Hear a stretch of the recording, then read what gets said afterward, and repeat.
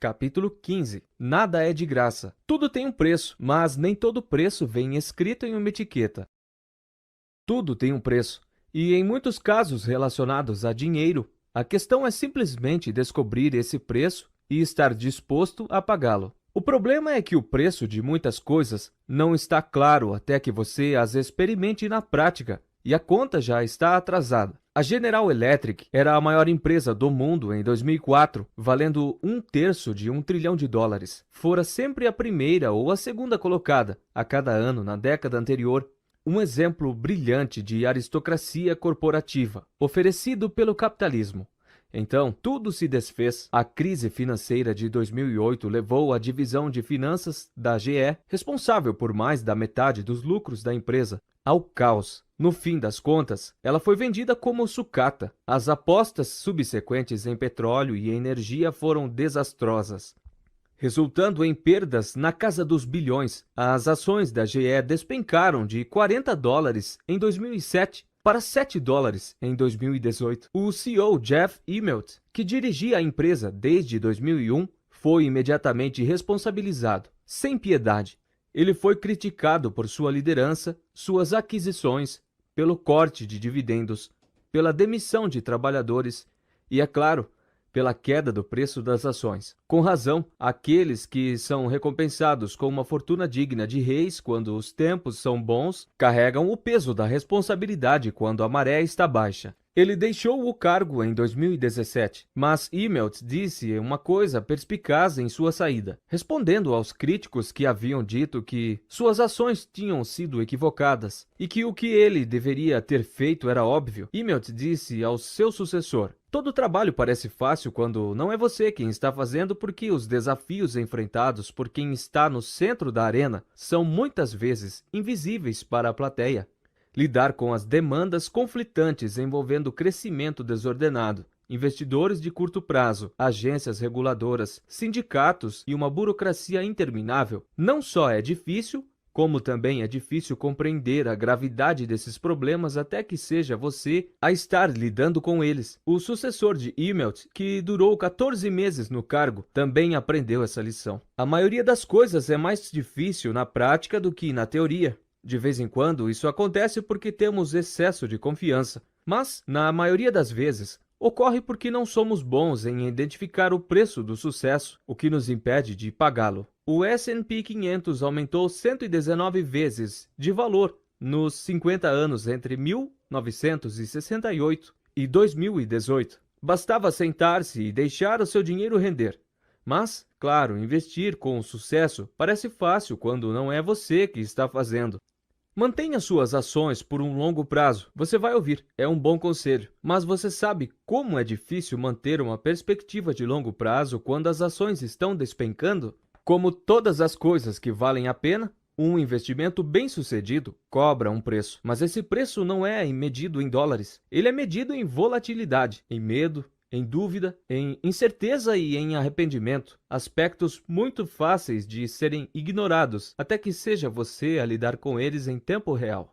A incapacidade de reconhecer que investir tem um preço pode nos fazer tentar conseguir as coisas sem nenhum custo, algo que, assim como assaltar um banco, raramente termina bem. Digamos que você queira comprar um carro novo que custa $30 mil.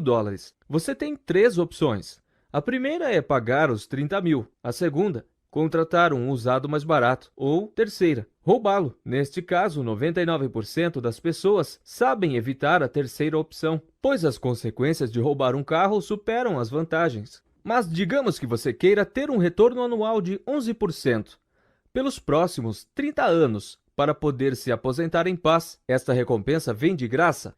Claro que não. O mundo nunca é tão bom assim. Existe uma etiqueta de preço, uma conta que precisa ser paga. Nesse caso, é a provocação sem fim do mercado, que dá grandes retornos e os leva embora com a mesma rapidez, incluindo os dividendos. O índice Dow Jones deu um retorno de cerca de 11% ao ano, de 1950 a 2019, o que é ótimo, mas o preço do sucesso durante esse período foi terrivelmente alto. Mostram quando ele caiu pelo menos 5% abaixo da máxima vigente. Este é o preço que o mercado retorna. Essa é a taxa, o valor do ingresso, e ele dói. Como a maior parte dos produtos, quanto maior o retorno, maior o preço. As ações da Netflix valorizaram mais de 35.000% de 2002 a 2018, mas foram negociadas abaixo da máxima anterior em 94% dos dias. A Monster Beverage, fabricante de bebida energética Monster, deu um retorno de 319.000% de 1995 a 2018. Entre os maiores da história, mas foi negociada abaixo da sua máxima anterior em 95% do tempo durante esse período. Agora, eis aqui a parte importante. Assim como o carro, você tem algumas opções. Você pode pagar esse preço, aceitando a volatilidade e a turbulência, ou pode encontrar um ativo com menos incerteza e um retorno menor, o equivalente ao carro de segunda mão, ou pode tentar o equivalente ao roubo do século, obter o retorno, mas evitar a volatilidade atrelada a ele. Muitas pessoas, ao investir, escolhem a terceira opção, assim como um ladrão de carros. Apesar de serem bem intencionadas e seguidoras da lei, essas pessoas elaboram truques e estratégias para obter retornos sem pagar o preço. Elas operam day trade, tentam vender antes da próxima recessão e comprar antes do próximo boom. A maioria dos investidores, mesmo com um pouco de experiência, sabe que a volatilidade é algo real e comum. Muitos então fazem o que parece ser a coisa mais óbvia, tentam escapar dela. Mas os deuses do capital não têm em alta conta aqueles que buscam recompensas sem pagar o devido preço. Alguns ladrões de carros vão escapar impunes, muitos mais serão julgados e condenados. O mesmo vale para os investimentos.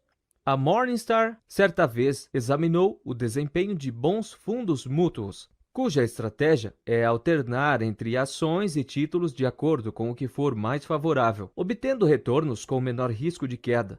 Eles querem os retornos sem pagar o preço. O estudo se concentrou no período de meados de 2010 ao final de 2011, quando os mercados de ações dos Estados Unidos entraram em pânico diante do medo de uma nova recessão, e o S&P 500 caiu mais de 20%. Aquele era precisamente o tipo de ambiente em que os fundos táticos deveriam funcionar. Era a hora de brilhar. Existiam, pela contagem da Morningstar, 112 fundos mútuos táticos durante aquele período. Apenas 9 tiveram retornos melhores do que um simples fundo misto de 60/40 de ações e títulos. Menos de 25% dos fundos tiveram perdas menores do que os índices regulares. A Morningstar escreveu: com algumas exceções, os fundos táticos renderam menos, foram mais voláteis ou estiveram sujeitos ao mesmo percentual de risco de queda quanto os fundos não táticos. Investidores individuais também caem nessa armadilha ao escolherem os seus próprios investimentos. O investidor médio de fundos de ação teve um desempenho de 0,5% ao ano inferior se comparado aos próprios fundos em que ele investiu. De acordo com a Morningstar, resultado das operações de compra e venda, quando o certo deveria ter sido comprar e manter. A ironia é que, ao tentar evitar pagar o preço, os investidores acabam pagando o dobro. De volta à GE, um de seus muitos defeitos vem de uma época sob o comando do ex-CEO Jack Welch. Welch ficou famoso por garantir que os lucros trimestrais por ação superassem as estimativas de Wall Street. Ele era um gênio. Se os analistas de Wall Street previssem que cada ação valeria $0,25, Jack alcançava 0,26, independente do estado dos negócios ou da economia. Ele fazia isso massageando os números, e uma forma bondosa de colocar, muitas vezes antecipando ganhos de trimestres futuros, de modo a fazer os números saudarem obedientemente seu mestre. A Forbes relatou entre dezenas de exemplos. Por 2 anos consecutivos, a General Electric vendeu locomotivas para parceiros financeiros não identificados, em vez de usuários finais, em transações que deixariam a maior parte dos riscos inerentes à posse nas mãos da GE. Welch nunca negou esse jogo. Em seu livro Jack Definitivo, ele escreveu: a resposta de nossos líderes empresariais às crises foi típica da cultura da GE. Mesmo que a contabilidade do trimestre já estivesse fechada, muitos imediatamente se ofereceram para ajudar a cobrir a lacuna nos ganhos. Alguns diziam ser capazes de encontrar 10 milhões 20 milhões ou até mesmo 30 milhões de dólares extras em seus negócios para compensar os imprevistos.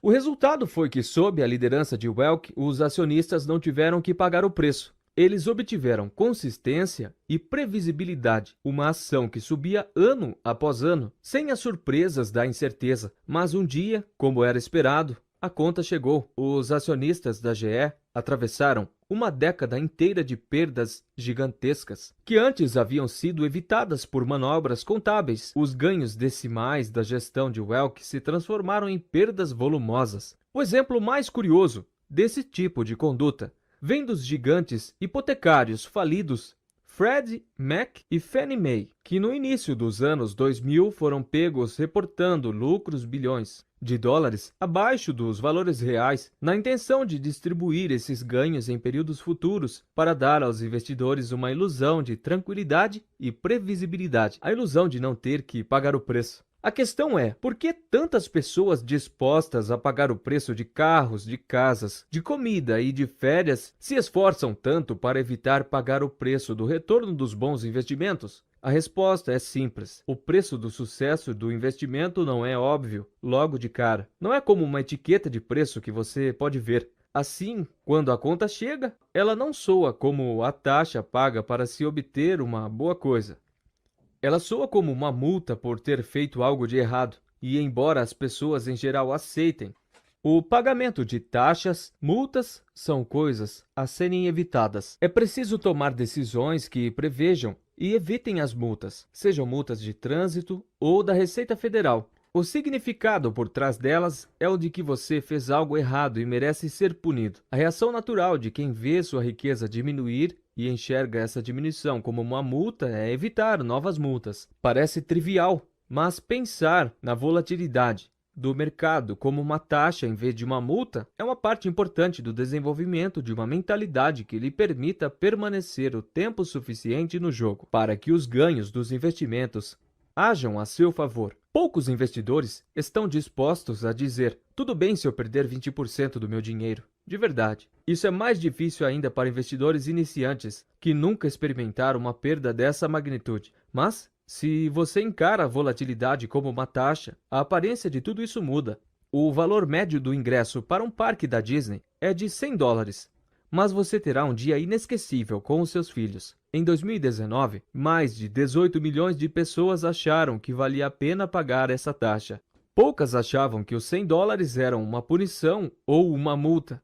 O benefício que vem em troca de uma taxa fica muito mais nítido quando estamos cientes de que estamos pagando uma. O mesmo vale para os investimentos, em que a volatilidade é quase sempre uma taxa, não uma multa. Os retornos do mercado não vêm de graça e nunca virão. Como qualquer outro produto, eles exigem que você pague um preço. Você não é obrigado a pagar essa taxa. Da mesma forma que não é obrigado a ir à Disney. Você pode ir ao parque de diversões da sua cidade, no qual os ingressos custam 10 vezes menos, ou ficar em casa sem pagar nada. Pode ser que você se divirta da mesma forma, mas o mais provável é receber pelo que pagou. Com o mercado de ações é a mesma coisa. A taxa de volatilidade e incerteza, o preço pago pelos retornos, é como um ingresso que nos permite obter lucros maiores do que nos parques de diversão mais baratos, que operam com títulos.